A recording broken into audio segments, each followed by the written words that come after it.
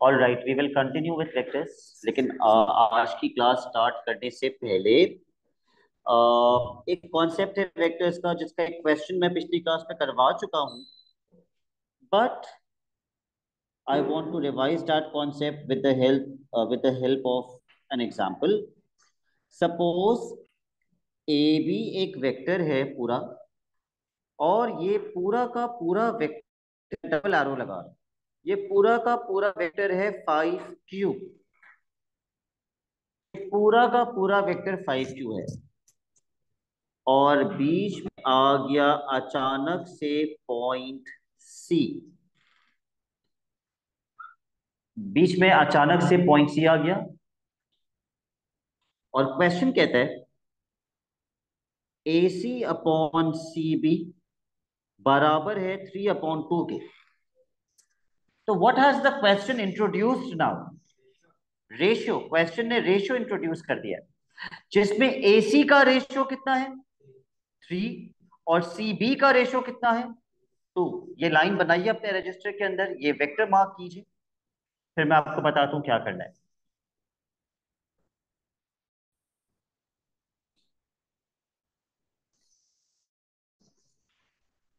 अब एसी वाले वेक्टर के ऊपर उसका छोटा सा 3।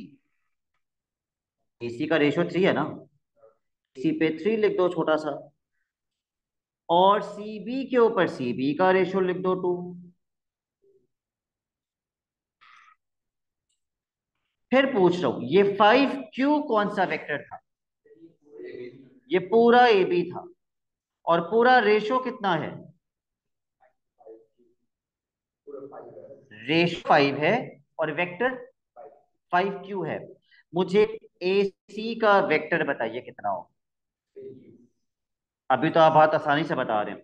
मैं इस 5 क्यू को चेंज कर रहा हूँ, इस 5 क्यू को चेंज कर दीजिए, फिर आप अपन के काम बताते हैं। 7 क्यू। तो आप क्रॉस मल्टीप्लाई करके निकालिए कि पूरे से है और रेशियो 5 है, तो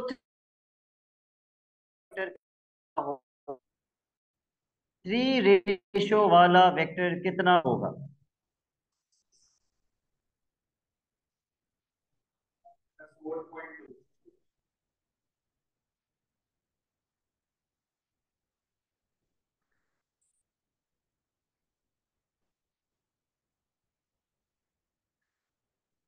टोटल रेशियो 5 है, उसके सामने टोटल वेक्टर, और मैं इस वक्त आपसे कह रहा हूं कि ए सी का वेक्टर निकालिए, जिसका रेशियो कितना है?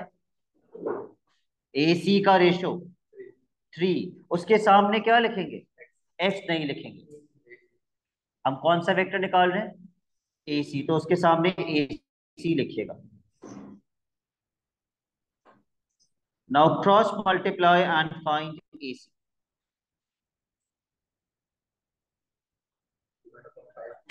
3 7 21, और 5 वहां जाके डिवाइड हो जाएगा।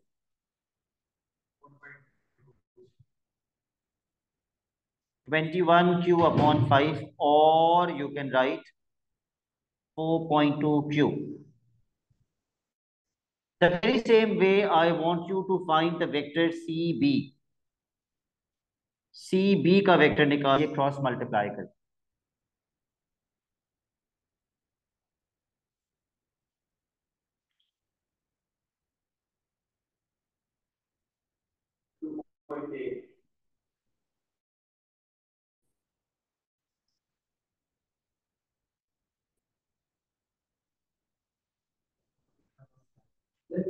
टोटल कैलकुलेटर सपोज कर लो अलाउड है, टोटल रेशियो के सामने टोटल वेक्टर, और क्योंकि मैं सीबी निकाल रहा हूं तो सीबी का रेशियो 2 है, 2 के सामने CB. Now you can't write B C over here. आप डायरेक्शन ऑपोजिट नहीं कर सकते। अगर डायरेक्शन 7 क्यू का यूं जा रहा है, तो आपको ए सी मिलेगा और सी बी मिलेगा। ना आपको सी बी बी सी मिल सकता है, ना आपको सी ए मिल सकता है। उसके लिए आपको साइन ऑपोजिट करना पड़ेगा। तो यहां से सी बी मुनाफे कितना आ रहा है? 14/5 और डेसिमल में 2.8 क्यू। ठीक है। Okay, let's make this example a little more tricky.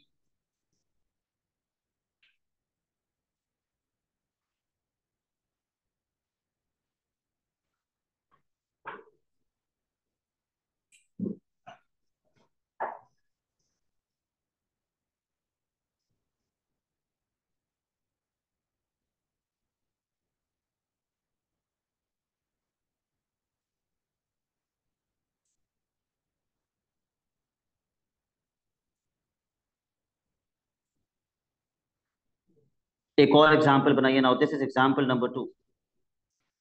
Example number 2।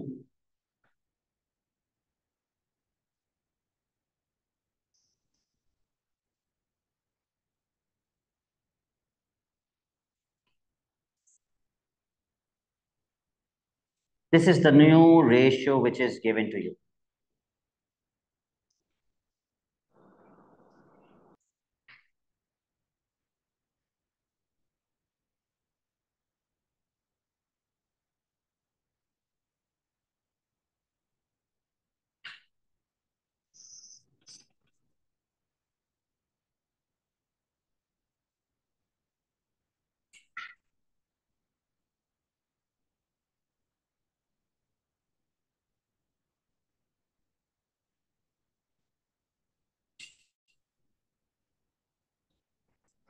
I want you to mark the ratios on the diagram. Mark the ratios on the diagram. AC का ratio 5 और CB का ratio 3।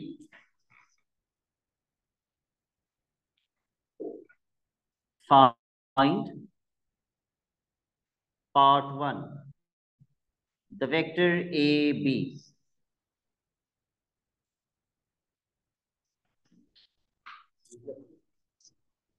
अगर मुझे A से start करके B तक जाना है तो पहले मैं A से कहाँ जाऊंगा? X। पहले A से X जाएंगे और फिर X से B चले जाएंगे। तो पहले तो आप रूट लिखेंगे कि भाई A से X प्लस X से B, A to X plus X to B। A से स्टार्ट करना था और B पे खत्म करना था, तो A से पहले X चले गए और X से फिर B पे चले गए। तो what is AX? P। And what is XB? Q। तो AB का आंसर आ गया P प्लस Q। अच्छा, बहुत स्मार्टली क्वेश्चन ना एग्जामिनर क्वेश्चन डिजाइन करता है। अगले पार्ट पे वो आपसे बोलेगा कि BC का वेक्टर निकालो। Find BC। अब BC का वेक्टर आप रूट नहीं बना सकते। जैसे A से B तक जाने के लिए तो मैं पहले A से X चला गया, फिर X से B चला गया। B से C जाने का कोई रूट नहीं बना सकते आप। मतलब आप ये रूट अगर बनाते भी हैं तो फिर आपको कौन सा वेक्टर पता होना चाहिए? आपको AC पता होना चाहिए जिसका रेशियो 5 है। Can any student tell me ये वेक्टर मैं कैसे निकाल सकता हूँ? पहले हम सीधी फाइंड कर सकते हैं, फिर उसका डायरेक्शन चेंज। वेरी गुड सारा, हम वो भी कर सकते हैं। हमने पिछले पार्ट में कौन सा वेक्टर निकाला? A B. हमने पिछले पार्ट में ए बी निकाला, वो वेक्टर जिसका रेशियो कितना था? पी जिसका प्लस रेशियो टू 8 था। जिसका रेशियो 8 था, तो क्या मैं क्रॉस मल्टीप्लाई करके 5 रेशियो वाला वेक्टर नहीं निकाल सकता? निकाल सकता हूं ना? तो क्रॉस मल्टीप्लाई करके निकालिए, फिर मैं आपको दूसरा मेथड भी सिखाऊंगा। रेशियो वेक्टर, बिल्कुल उसी पे आ रहा हूं। दूसरा मेथड वही होगा।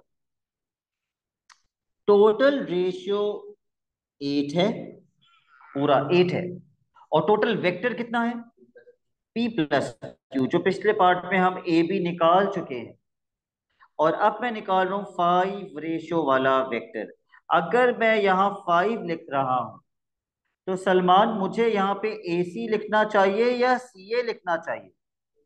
ए C, why A C and why not C A? क्योंकि मेरा दिल चाह रहा है। कोई वजह तो होगी, बिला वजह। ये जो ए बी हमने निकाला है, ये जो पूरा वेक्टर निकाला है, इसमें हम कहां से कहां जा रहे हैं? ए बी का मतलब क्या है? ए बी, ए बी का मतलब हम कहां से कहां जा रहे हैं? ए से बी जा रहे हैं, ए से बी। तो हम ए सी निकाल सकते हैं और सी बी निकाल सकते हैं, आप उल्टा नहीं जा सकते। ये वो जगह नहीं है जहां आप उल्टा जाएंगे। ठीक है। 5 के सामने हम क्या लिखेंगे? ए सी।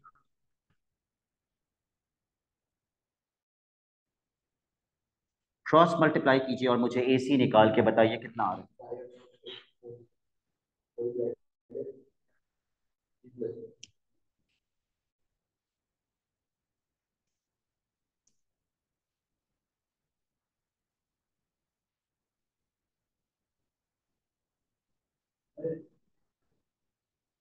5p + 5q/8। यह हमने ए सी निकाल लिया। क्वेश्चन हमें कह रहा था बी सी का वेक्टर निकाल के दो। तो अगर मुझे बी से सी जाना है, तो पहले मैं बी से कहां जाऊंगा? एक्स, उल्टा। तो उल्टा जाने पे क्यू तो ये वाला वेक्टर था ना। अगर हम उल्टा जा रहे हैं तो मैं क्या लिखूंगा? -q। फिर एक्स से कहां जाएंगे? ए, तो -p। और फिर ए से कहां जाएंगे? सी। तो हम पहुंच गए अपनी मंजिल पर। ओके, पहले तो रूट बनाइए। बी एक्स, जी बेटा बेटा मैं आ रहा हूं उस पर, दूसरा मेथड कोई। B x plus x A plus A C.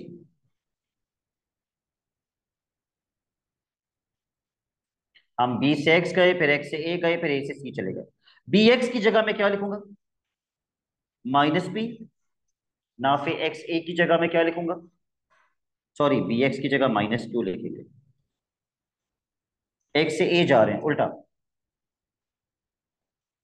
-p।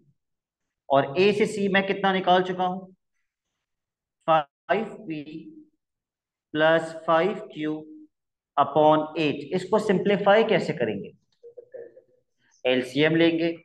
इनका एलसीएम कितना आएगा? 8।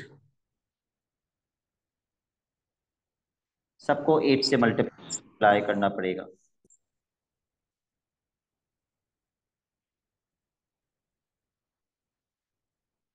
-8q -8p +5p + 5q। इसका प्लस माइनस करके मुझे फाइनल आंसर बताइए क्या बनेगा?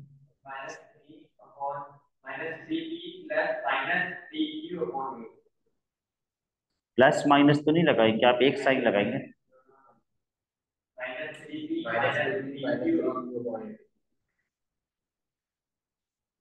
और ऐसे आंसर को लिखने का ज्यादा बेहतर तरीका होता है कि हम क्या कॉमन ले लें?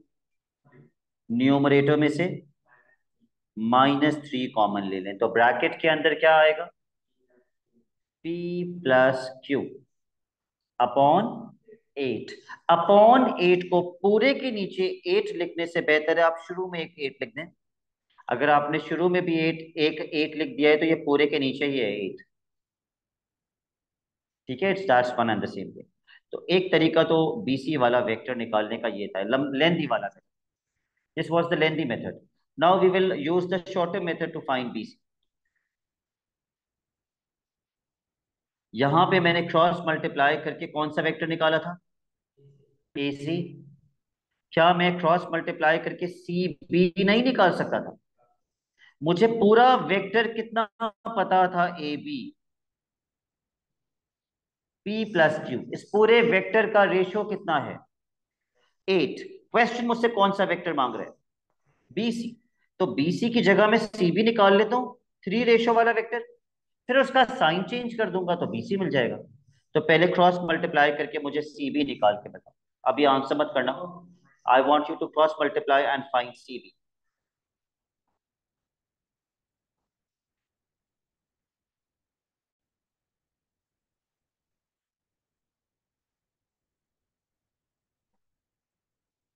Cross multiply and find C B. Total ratio के सामने टोटल वेक्टर आएगा। What is the total ratio? 8। And what is the total vector? The total vector is A B, जो हमने कितना निकाला था? P plus Q. Total ratio के सामने टोटल वेक्टर। और अब मैं कौन सा वेक्टर निकाल रहा हूं? सी बी, जिसका रेशियो कितना है? 3। 3 के सामने सी बी। हाँ, तो जब सी बी निकल जाएगा तो बी सी भी मिल जाएगा। मैं साइन चेंज कर दूंगा। कर सकते हैं, but ratios are never negative. Ratios कभी भी नेगेटिव नहीं होते। तो यहाँ -3 मत लिखिएगा। तो ये हो जाएगा 8 CB is equal to 3 times P plus Q. CB is equal to 8, वहां जाके डिवाइड हो जाएगा। और अब अगर मुझे सलमान BC निकालना था तो मुझे इसी CB का क्या चेंज करना पड़ेगा? तो मेरा आंसर क्या बनेगा? -3/8। क्या ब्रैकेट के अंदर के साइंस चेंज होंगे? नहीं, बस एक बार माइनस लग गया, आंसर आ गया। ठीक है, तो रेशियो वेक्टर के अंदर बस क्रॉस मल्टीप्लाई कर रहे होते हैं, ये आपको याद होना चाहिए। सबसे पहला क्वेश्चन आज की क्लास में जो हम करेंगे वो है क्वेश्चन नंबर 18। सारे रेशियो वाले क्वेश्चन निपटाएंगे आज। Question number 18।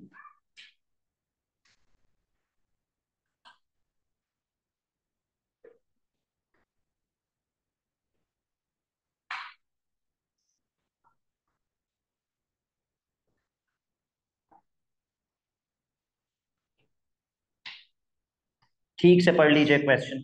इस क्वेश्चन में आपको एक रेशियो भी दिया हुआ है। What is that ratio given to you?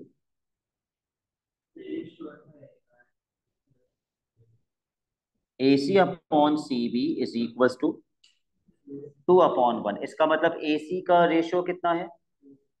2। तो AC पे 2 लिख दीजिए। और CB का रेशियो 1, तो CB पे 1 लिख दीजिए।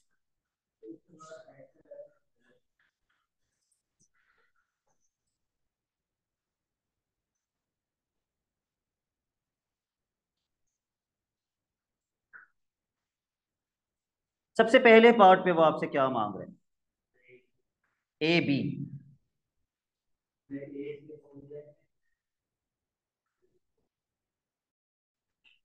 AB के लिए मैं रेशियो वेक्टर की क्रॉस मल्टीप्लिकेशन करूं या रूट बनाऊं? रूट बनाएंगे। अगर मुझे A से B तक जाना है, मैं डायरेक्ट तो नहीं जा सकता क्योंकि मुझे पता ही नहीं कोई वेक्टर। तो मैं पहले A से कहा जाऊंगा? A से O, और फिर O से B। तो पहले आप रूट लिखिए। A से O और फिर O से B। आप दूसरा मेथड भी कर सकते हैं कि सर मैं AB को ब्रेक कर देता हूं। AB हमने ब्रेक करना सीखा था। AB ब्रेक होके क्या बनता है? OB minus OA। OB question में कितना दिया हुआ है?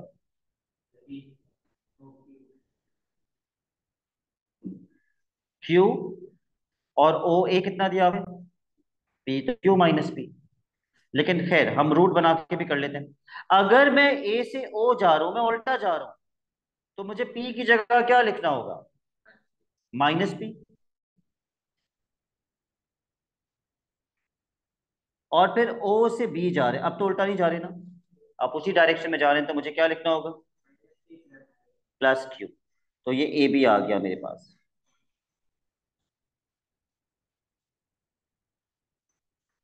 क्या आप ये समझते हैं कि उसने मुझसे पहले पार्ट में AB क्यों कैलकुलेट करवाया है? अगर उसने मुझसे पूरा वेक्टर निकलवा दिया, कितने रेशियो वाला वेक्टर? 3 रेशियो वाला वेक्टर निकलवा दिया, तो मैं क्रॉस मल्टीप्लाई करके AC भी निकाल सकता हूँ, और मैं क्रॉस मल्टीप्लाई करके CB भी निकाल सकता हूँ। ओके, अगले पार्ट में क्या फाइंड करना है? CD। अगर मुझे सी से डी तक जाना है तो पहले मैं सी से कहाँ जाऊंगा? सी से बी, और फिर बी से डी। तो पहले रूट लिखिए।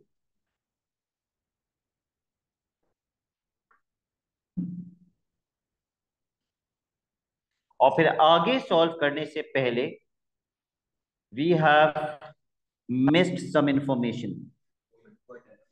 B is the mid point of O D. अगर पॉइंट बी ओ डी का मिड पॉइंट है, अगर ओ से लेके बी तक क्यू है, तो अगर बी से लेके डी तक भी कितना होना चाहिए? क्यू। क्योंकि डी, क्योंकि बी क्या है? मिड पॉइंट है। तो अगर आधा क्यू है तो बाकी का आधा भी क्या होना चाहिए? क्यू। तो उस आधे पे क्यू लगा दीजिए।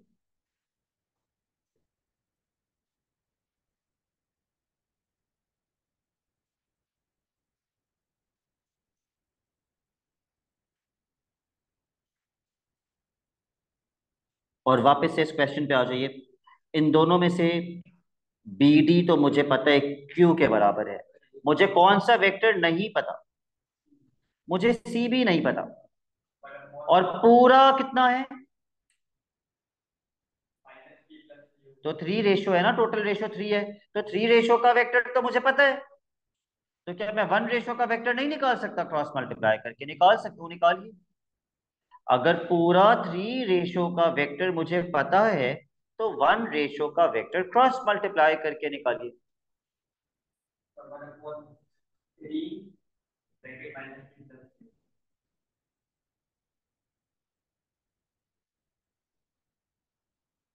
बताइए ना, फिर किस रेशो के सामने पहले मैं कौन सा वेक्टर लिखूंगा?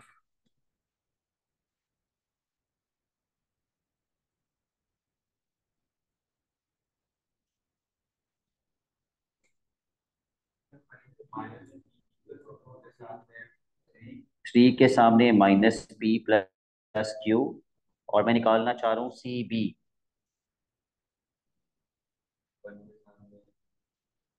सी बी। ओके, क्रॉस मल्टीप्लाई कर लीजिए।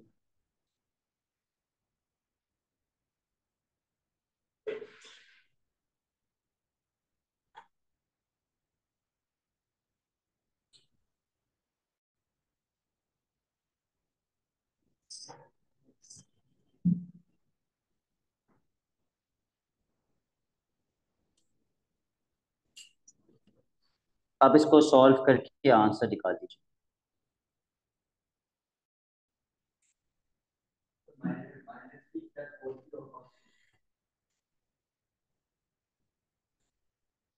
सी बी की जगह सी बी का वेक्टर पुट करके सी डी का आंसर निकाल दीजिए। यस।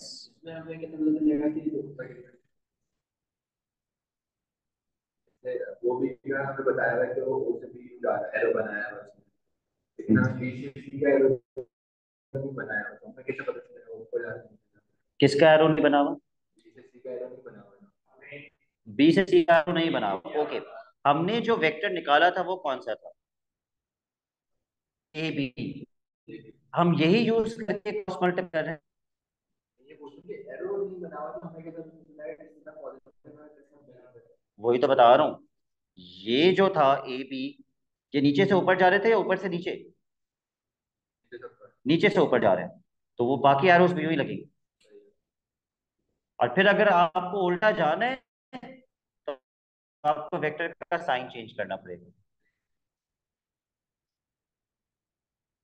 तो भाई इसको एलसीएम लेके सिंप्लीफाई कर लो।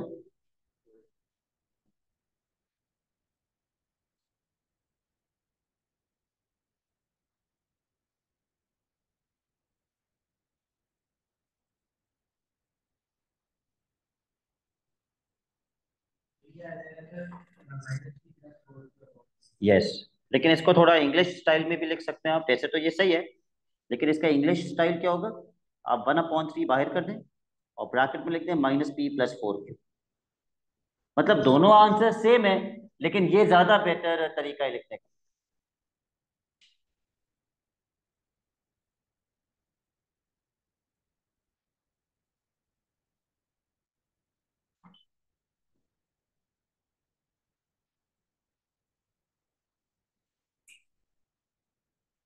उसके बाद क्या निकालने हैं हमें अगले पार्ट में?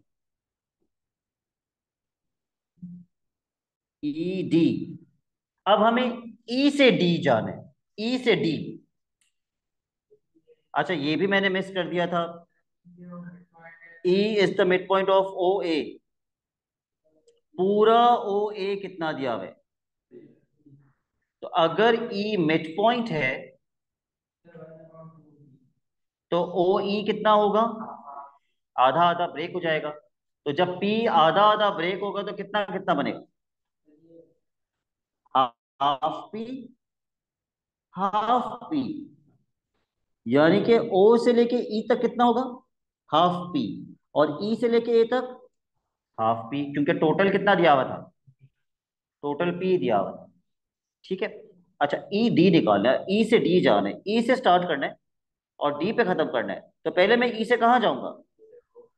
ई से ओ, ओ से ऊपर तक।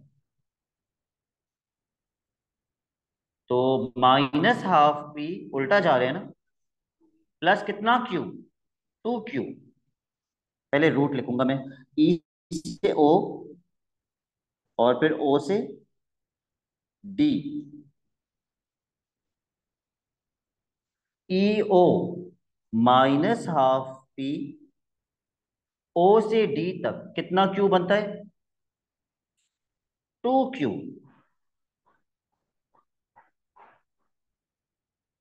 But then again I would recommend strongly कि आप एलसीएम लेके इसको सिंप्लीफाई कर लें। लेकिन अगर ऐसे भी लिख कर आएंगे तो एग्जामिनर पूरे मार्क्स देगा।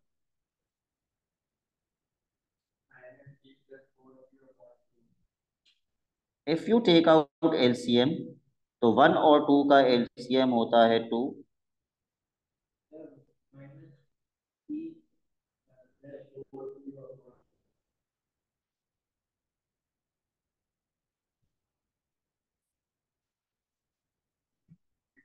इसको इंग्लिश कीजिए। इसको इंग्लिश कैसे करेंगे? वन अपॉन टू बाहर आ जाएगा और ब्रैकेट में क्या आ जाएगा? Minus P plus four Q.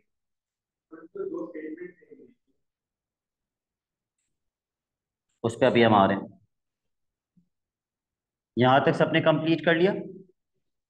Then the last part, use your answer to part 1b and 1c to make two statements about the points E, C and D. Okay, इसके लिए please write down a note. कभी कभी question हमसे two statements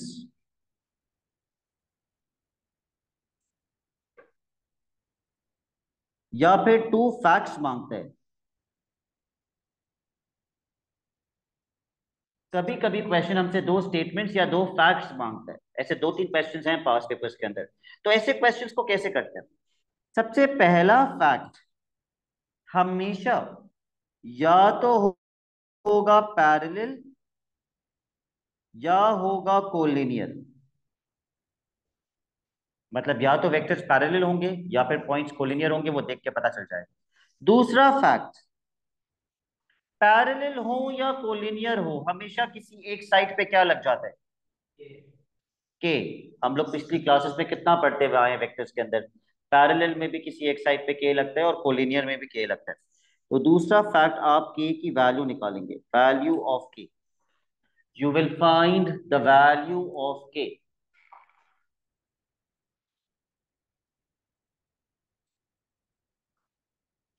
तो coming back to the question, वो कह रहे points, about the points E C and D. क्या पॉइंट्स पैरेलल हो सकते हैं? नहीं, पॉइंट्स हमेशा क्या होते हैं? कोलिनियर। तो पहला फैक्ट क्या होगा?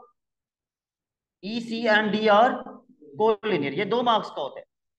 1 मार्क मिलेगा पैरेलल या कोलिनियर बताने का। ये पैरेलल है या collinear?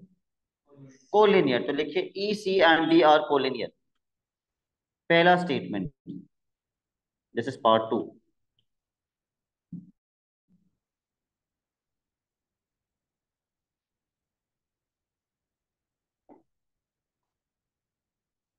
E C and D are collinear. Diagram में भी देखो, ई सी एंड डी एक लाइन पे हो सकते हैं, हो सकते हैं ना एक लाइन पे, तो ये कोलिनियर है, एक ही लाइन पे है।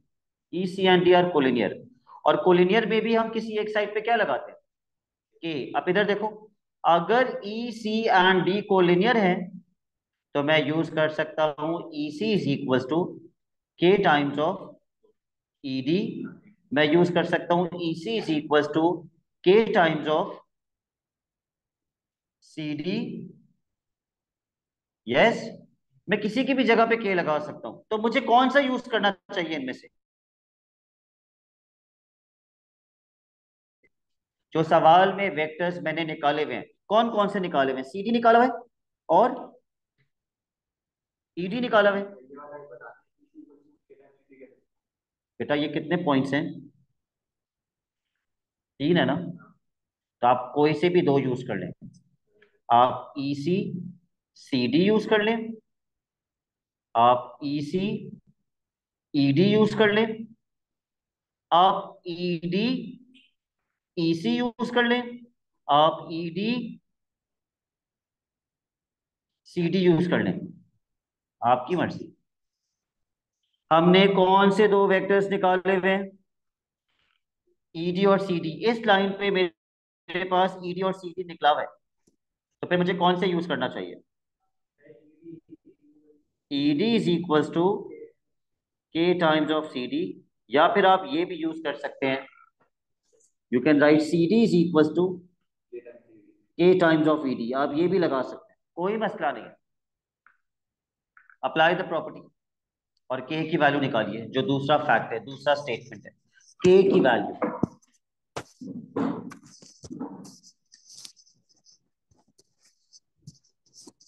ईडी की जगह ईडी का वेक्टर डालो और सीडी की जगह सीडी का वेक्टर डालो, ताकि कैंसिल करके के निकाल सको।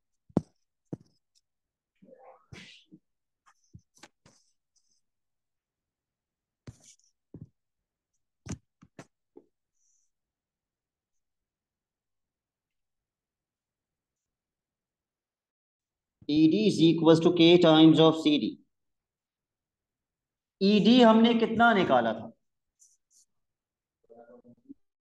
1/2 माइनस पी प्लस 4 क्यू।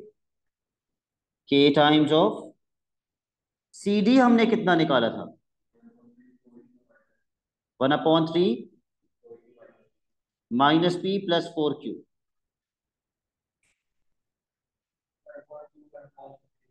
मुझे बताओ, क्या ये ब्रैकेट वहां जाके डिवाइड हो सकता है? यस और नो?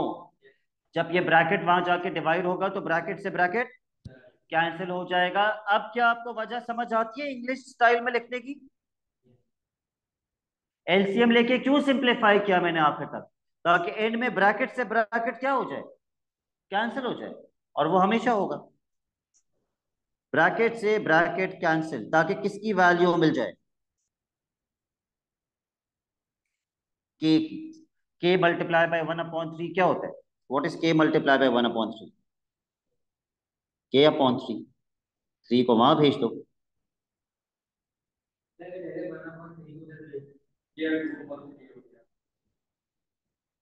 आप कह रहे हैं अगर मैं 1/3 को वहां भेज के क्या कर दूं? डिवाइड होगा, माइनस तो नहीं होगा। तो ये हो जाएगा 1/2 डिवाइडेड बाय 1/3। रेसिप्रोकल करेंगे तो आंसर क्या आएगा? 3/2 ही तो आएगा। वो कर सकते हैं इसे भी। तो जब आप के की वैल्यू निकाल लेंगे तो आपने कैसे प्रूव किया ये कोलिनियर है? How did you prove? आप यही चीज दोबारा लिख देंगे। आप बोलेंगे सर ईडी बराबर है 3/2 टाइम्स ऑफ सी डी के। ये दूसरा फैक्ट है। ठीक है, तो पहला फैक्ट हमेशा क्या होगा? पैरेलल या फिर कोलिनियर। अगर पॉइंट्स हैं तो क्या होंगे? कोलिनियर। और अगर वेक्टर्स हैं तो पैरेलल। और दूसरा फैक्ट के की value. Let's do a similar question, अगर थोड़ा सा मुश्किल लग रहा है तो। Question number 19।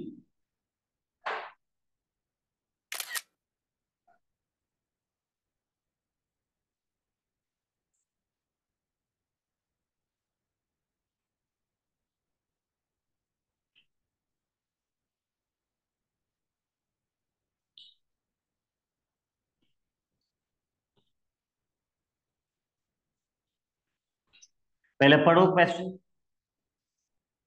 यहां से आपको क्या चीज पता चलेगी? नहीं, पैरेलल लाइंस नहीं पता चलेगा यहां से। जो मैंने बॉक्स में डाला है यहां से क्या पता चलेगा? Can you bring his attention? यहां से रेशियो पता चलेगा कैसे? ए बी वहां जाके डिवाइड हो जाएगा ए एफ से। तो A F upon A B नीचे चला जाएगा ना, इज इक्वल्स टू 1/4। यानी कि ए एफ का रेशियो कितना है? 1, और ए बी का 4। लगाओ डायग्राम पे ये रेशियो। ए एफ पे 1 लगाइए और ए बी पे 4 लगाइए। ए एफ पे तो मैंने छोटा सा 1 लिख दिया, लेकिन पूरे ए बी पे मैं 4 नहीं लिख रहा। अगर ये पूरा 4 है तो एफ बी कितना होगा? 3। तो आप एफ बी पे 3 लिख दें, पूरे पे 4 कैसे लिखोगे? पूरे पे 4 नहीं लिख सकते ना, एफ बी पे 3 लिखो।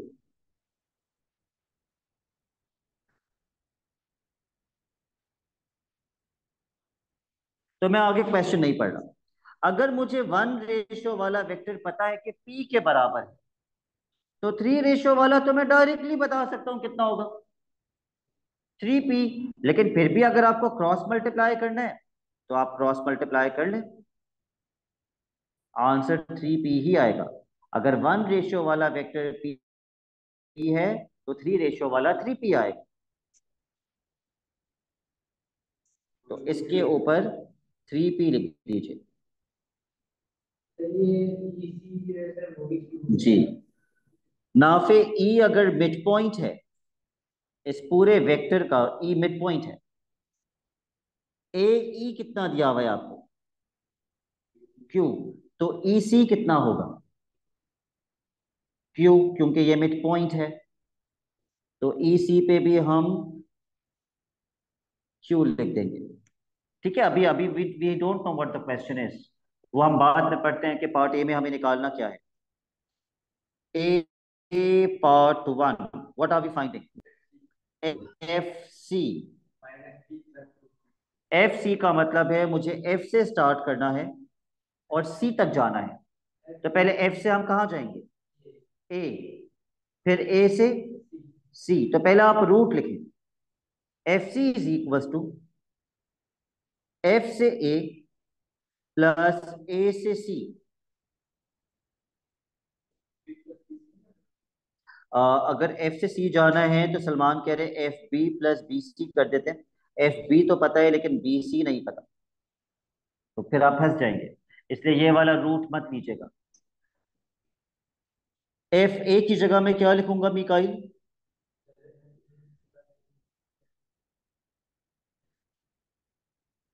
पी लिखेंगे, बिल्कुल गलत। हम उल्टा जा रहे हैं, पी तो यूं डायरेक्शन में है। अगर हम उल्टा जा रहे हैं तो क्या लिखेंगे? Minus P. और ए सी कितना है? 2q।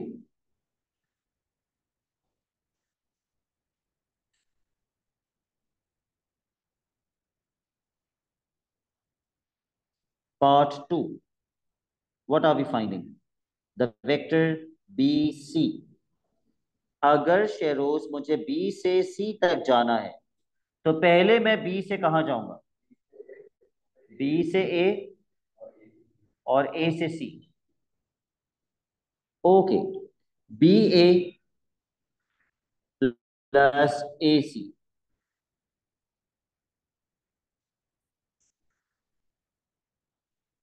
साथ what is B A? -4p।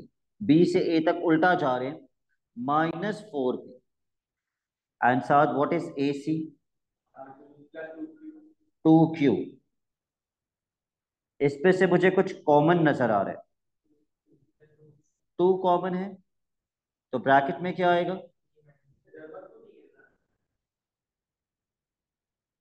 जरूरत नहीं है, लेकिन फिर बाद में कैंसिल हो रहा होता है ना, तो मदद हो जाती है। अगर कैंसिल हो रहा हो तो। तीसरे पार्ट में क्या निकालना है? एफ ई। लीना, लीना अगर मुझे एफ से ई तक जाना है तो मेरा रूट क्या बनेगा? पहले एफ से ए और फिर ए से ई। पहले एफ से ए और फिर ए से ई। करेक्ट।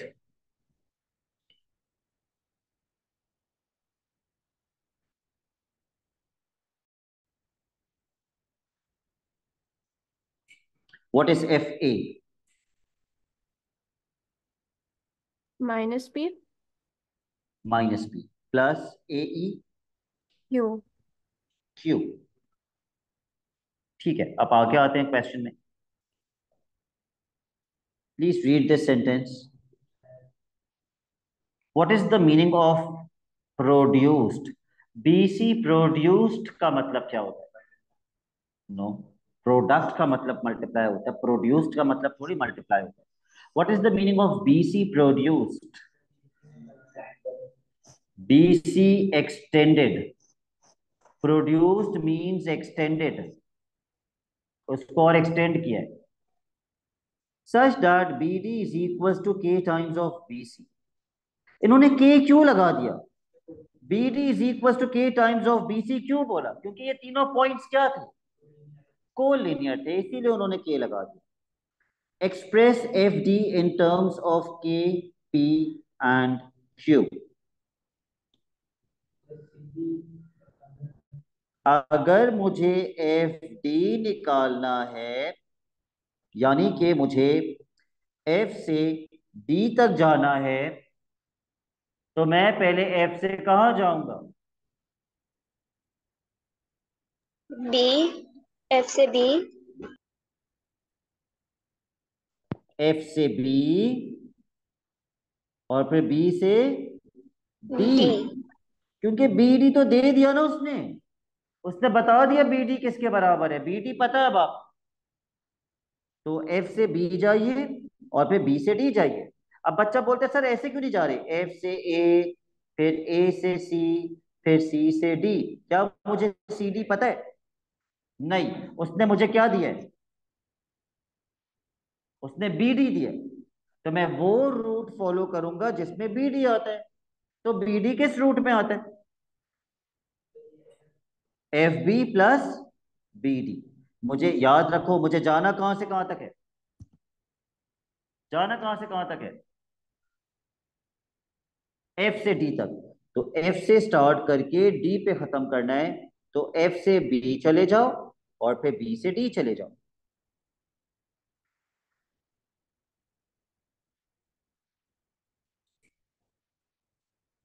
तो नाफे में एफ बी की जगह क्या लिखूंगा? What is F B?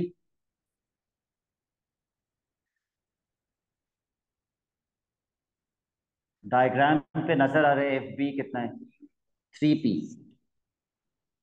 और बी डी की जगह में क्या लिखूंगा? क्वेश्चन ने मुझे बी डी कितना दिया है?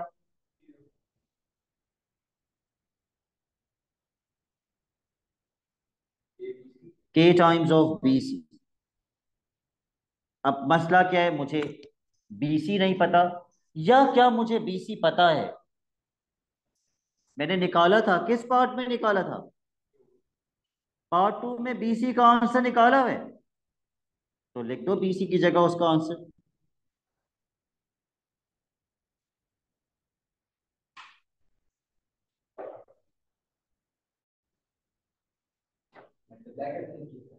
यस, के से मल्टीप्लाई कर दो।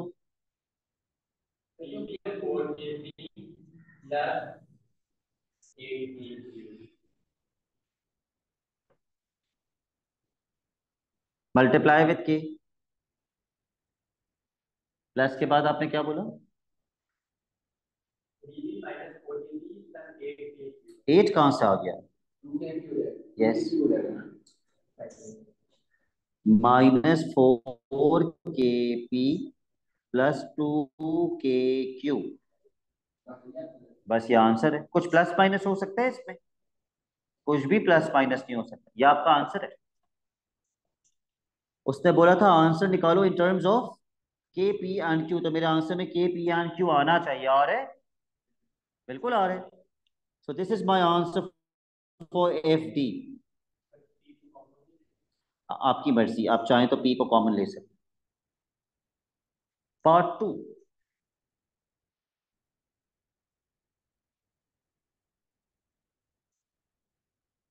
What is the keyword?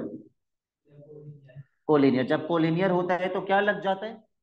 के। लेकिन मैं के नहीं लगा सकता, क्यों?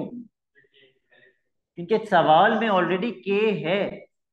अगर क्वेश्चन में ऑलरेडी के लगा हुआ है तो फिर आप कोई और अल्फाबेट लगा, तो आपका के और उसका के मिक्स नहीं हो जाएगा? वो आपकी मर्जी। बट मुझे ये तो बताओ कौन से वेक्टर्स यूज करोगे? आपके पास F E is equals to, मैं एन लगा रहा हूं, एन टाइम्स ई डी हो सकता है। F E is equals to N times F D भी हो सकता है। इसकी बात हो रही है, एफ ई डी, इसकी बात हो रही है, ये कोलिनियर है। तो मैं F E is equals to N times F D भी लगा सकता हूँ, मैं F E is equals to N times E D भी लगा सकता हूँ। कौन से वेक्टर्स मैंने निकाले हुए? एफ डी निकाला हुआ है और एफ ई भी निकाला हुआ है, तो ये दो यूज कर लेते हैं। यानी कि पहला वाला F E is equals to N times F D.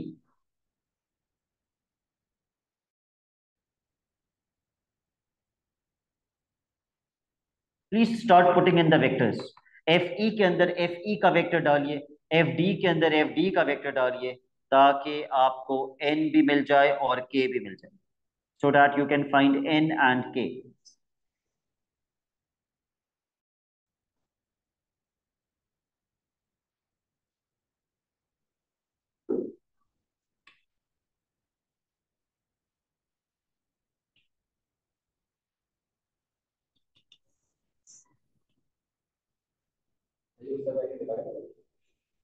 पहले तो मुझे बताओ एफ ई में क्या पुट कर रहे हो? Minus P plus Q. और एफ डी में 3p minus 4kp plus 2kq। क्या डिवाइड करो करने के लिए? क्या ये वहां जाके डिवाइड होने पे ब्रैकेट से ब्रैकेट कैंसिल होगा? क्या पिछले क्वेश्चन में ब्रैकेट से ब्रैकेट कैंसिल हो रहा था? हो रहा था, तो मैंने डिवाइड किया। इसमें तो ब्रैकेट से ब्रैकेट कैंसिल ही नहीं हो सकता। द ओनली ऑप्शन इज कि आप n को ब्रैकेट से मल्टीप्लाई कर दें, multiply n with the bracket. Yes.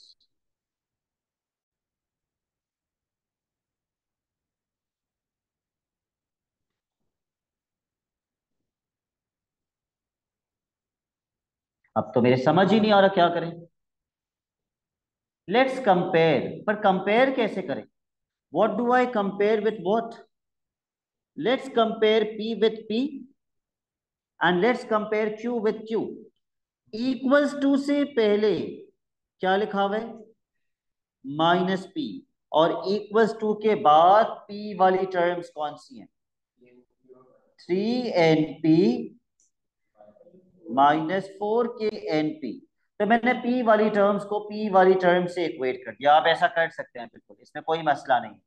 पहले p वाली टर्म्स को p वाली टर्म से इक्वेट करो और फिर q वाली टर्म्स को q वाली टर्म से इक्वेट कर दो।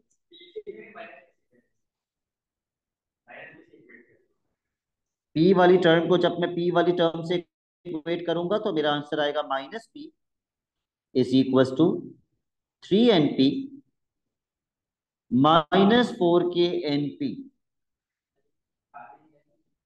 मुझे n और k निकालना है।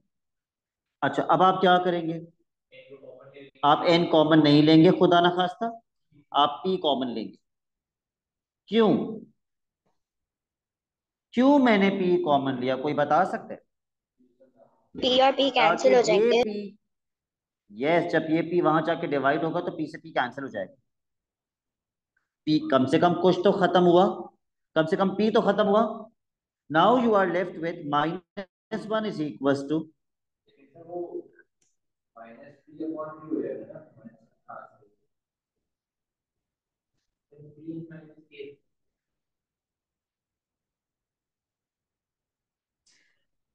अब इसको आगे क्या करूं? कुछ भी नहीं हो सकता, या कुछ हो सकता है इसका आगे? इधर से एन कैसे मिलेगा? के भी आ रहे हैं, एन भी आ रहे हैं। तो यहां से बेसिकली आपको एक इक्वेशन मिल गई जो आगे मजीद सिंप्लीफाई नहीं हो सकती। चलो अब क्यू को क्यू से कंपेयर करो, एन कॉमन ले सकते हैं। क्यू को क्यू से कंपेयर करो, यस। इज इक्वल टू से पहले क्यू वाली टर्म्स कौन सी हैं? क्यू। और इक्वल टू के बाद क्यू वाली टर्म्स कौन सी हैं? To K N Q. क्या मैं क्यू से क्यू कैंसिल कर सकता हूं? ये क्यू वहां जाके क्या होगा? डिवाइड होगा। तो कैंसिल होके बचेगा क्या? वन, क्योंकि क्यू वन जा क्यू, क्यू वन जा क्यू, वन बचेगा। तो one is equal to two K N.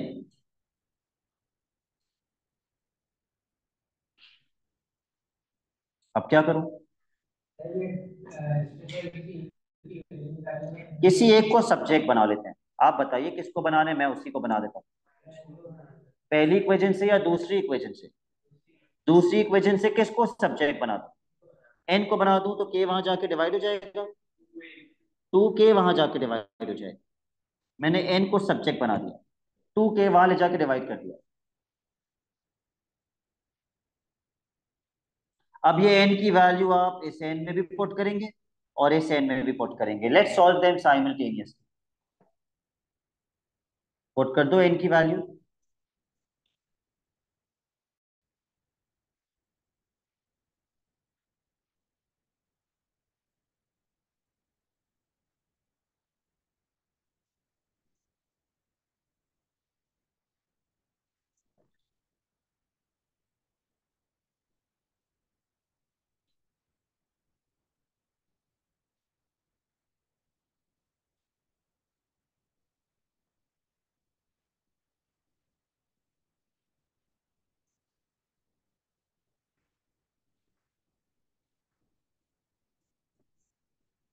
कुछ कैंसिल हो रहा है?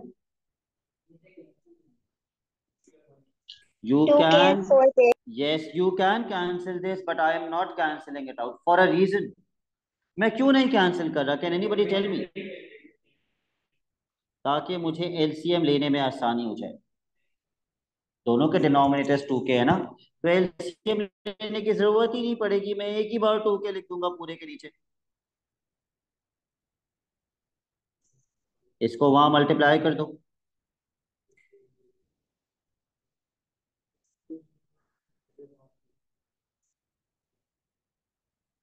ये यहाँ पे आके तो माइनस टू के प्लस फोर के कितना बनेगा? पॉजिटिव टू के। और यहां से के की वैल्यू कितनी आ जाएगी? 3/2। तो क्वेश्चन के की वैल्यू ही तो मांग रहा था। तो द वैल्यू ऑफ के इज 3/2। क्योंकि हमने आज थोड़े से चैलेंजिंग क्वेश्चंस किए हैं, I am not giving you any homework. मैं चाह रहा हूँ आप यही क्वेश्चंस प्लीज एक बार घर पे दोबारा कर लें। यही दोबारा से करो और देखो, फंसोगे इन क्वेश्चंस में लाजमी, फिर दोबारा से सोल्यूशन देखना। और चाहिए हो तो रिकॉर्डिंग भी ले लेना ताकि दोबारा से देख सको। जी साहब, एन की वैल्यू निकालनी तो नहीं थी, क्वेश्चन नहीं कह रहा था, तो आप के निकाल के छोड़ सकते हैं। क्वेश्चन में था कि सिर्फ के की वैल्यू निकालनी। ठीक है, दैट्स इट फॉर टुडे।